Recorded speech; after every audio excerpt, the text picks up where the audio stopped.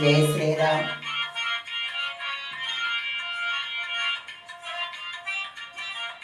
భగవద్గీత యొక్క శ్లోకం. కచ్చిదేత శ్రుతం పార్థ త్రయాగ్రేణ సేతసా కచ్చిత జ్ఞాన సమ్మోహ ప్రణశ్యతే ధనంజయ ప్రణశ్యతే ధనంజయ. ధనంజయ, పరమభోగ్యమైన ఈ గీతాశాస్త్రమును చక్కగా ఇంటివా. నీ అజ్ఞానజనితమైన అవివేకము నశించినదా తెలుపుము.